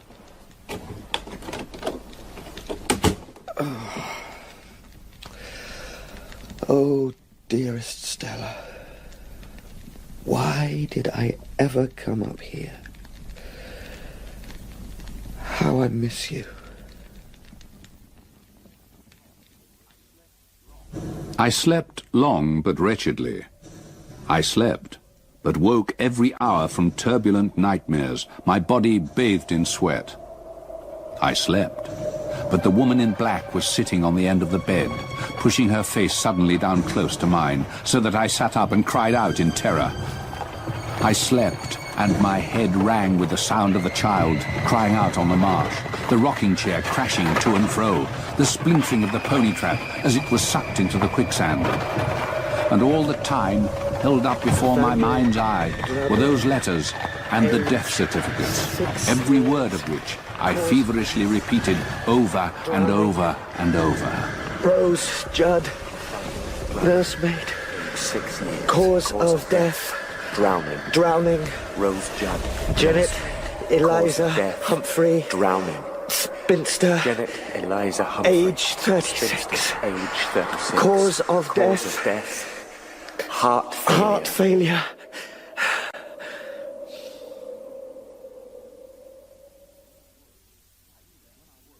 I slept. And when I woke, the fever and delirium finally gone, I was utterly exhausted, drained. But I was well. There was nothing else the woman could do to me. I had endured and survived. Arthur? Arthur, you're awake. Stella? Stella? Where am I? How did I get home? Arthur, you're still at Mr. Daly's. You've been very ill, my darling. I've been so worried. We all were. But I was just talking to Mr. Daly. I'm travelling back today to see you. The doctor has called every day. You've had the most terrible fever. Mr. Daly sent word to the office, and as soon as Mr. Bentley told me, I took the train up to be with you. Oh, Arthur, whatever has happened to you here? How long have I been ill, Stella? 12 days or more. Oh, Arthur, I feared I might lose you. Oh, no chance of that, I'm afraid. I come from good yeoman stock. I couldn't stand to live without you, Arthur. Shush, no, shush. You won't have to. I'm better now. Look at me. All danger is past. Yes. Yes, I believe it is, and whatever it was that did this to you, I shall not allow it to happen again. As soon as you're a little stronger, we shall travel back to London together. We shall be married as we planned, and I shall never let you out of my sight again, Arthur Kipps. Oh, I think Mr. Bentley might have something to say about that. Mr. Bentley and I are agreed. He bitterly regrets having sent you to this place. He asks you to forgive him. Well, I do. I'm quite certain he wasn't to know. And anyway, I'm not sure I do regret having come here altogether. The experience has changed me, Stella. I have seen and heard terrible things here, I cannot deny that, and yet I know, too, something of the pain and suffering that lay behind it all. I can't explain it, but somehow I feel I do understand. Out there, in the middle of it all, I became another person, or at the very least experienced emotions that belong to another. Can you understand at all, Stella? I'm not sure, Arthur. I don't know what went on out there, but I will try, believe me. Oh, I was so young, so arrogant when I arrived here from London. And I'd been taught a lesson. A hard lesson, perhaps, but one I was sore in need of learning. And then, too, I have been the recipient of so much kindness, Stella, from people who barely knew me. Keckwick, the landlord and his wife, Mr. and Mrs. Daly. I fear I shall not be able to repay half my debts. Oh, there will be time for all that when you are quite well again, my dearest. The doctor says that if we take great care, you may be fit enough to travel tomorrow. But that when we reach London, you must still rest and build up your strength. Forgive the intrusion, but we could hear you talking up here, so we knew you were awake. I've been sent up to see if you're well enough to take a little food. I'm a good deal recovered, Mr. Daly, thank you. We are hoping to travel back to London tomorrow. I've imposed on your hospitality more than enough. Don't be foolish, man. It was the very least we could do. I'll go and find Mrs. Daly. She'll be wanting to tell cook numbers for dinner. Spider's been looking for you.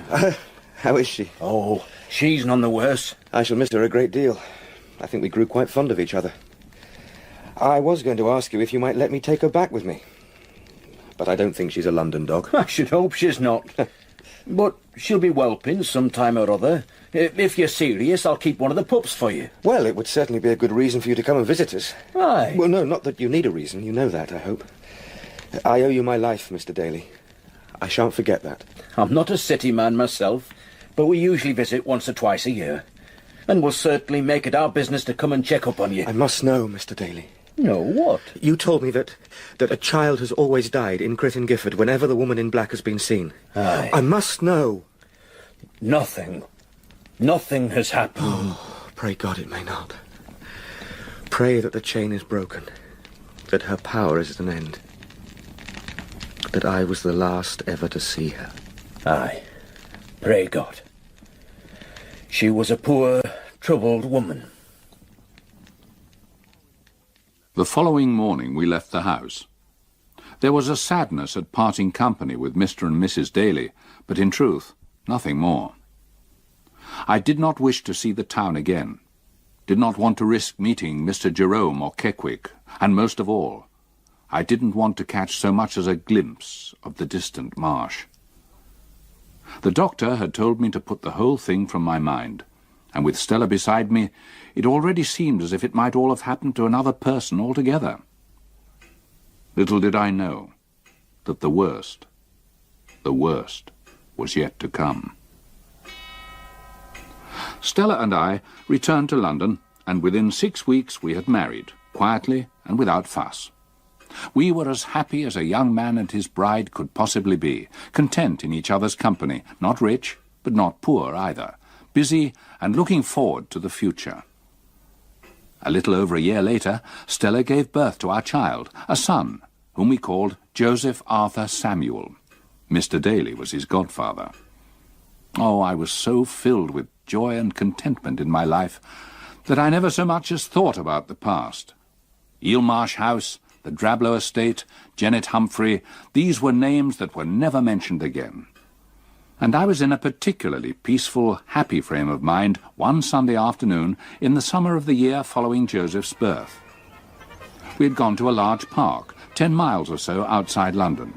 There was a lake, a bandstand, stalls selling ices and fruits. Families strolled in the sunshine, children tumbled about upon the grass. There was a festive, holiday air about the place as Stella and I walked happily, with young Joseph taking a few unsteady steps, holding on to our hands while we watched him, as proud as any parents could be. One of the attractions on offer was a pony and trap, on which rides could be taken down an avenue of great horse chestnut trees. There was only room enough for 2 passengers, so Stella took Joseph, and I stood watching them bowl merrily away down the ride. You hold on tight, Joseph. I'll wait for you here. We'll be back soon. They went out of sight round a bend, and I began to look idly about me at the other enjoyers of the afternoon. And then, quite suddenly, I saw her, standing by one of the trees, Janet Humphrey, the woman in black, with the wasted face. Oh, my God. Our eyes met, just as they had done in that old burial ground on the island. I felt once more her power, the malevolence, the hatred, the passionate bitterness. And, just as before, I could not take my eyes away from her. I knew that something terrible was about to happen, and that there was nothing I could do to prevent it. No! She stepped out into the path of the pony. No! No!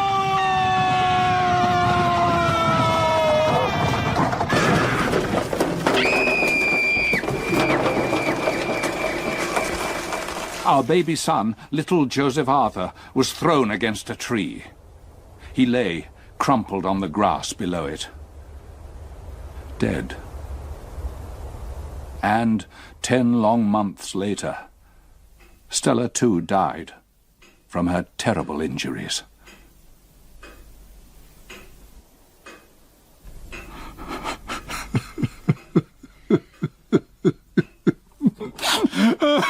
It's past 3 o'clock. What are you doing down here still?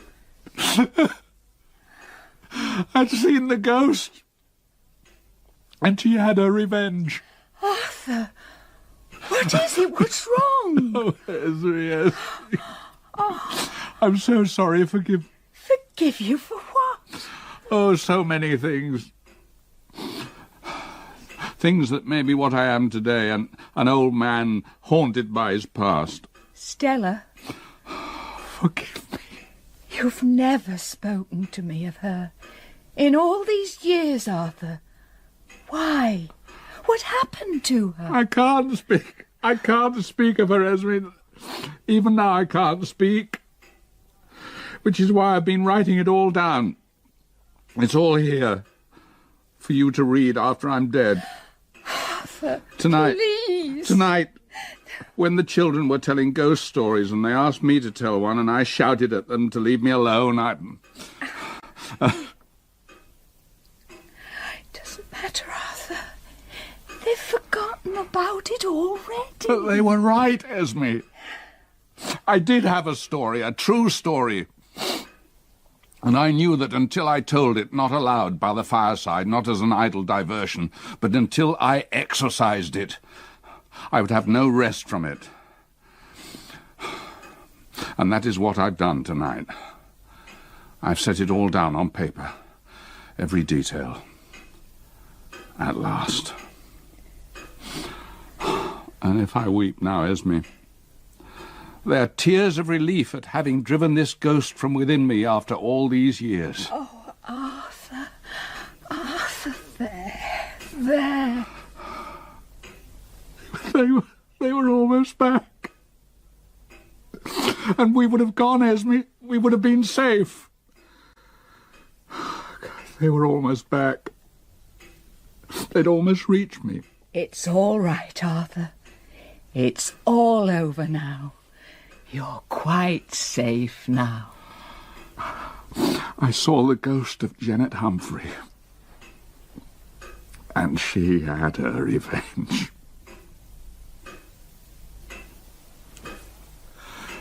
Stella! Joseph!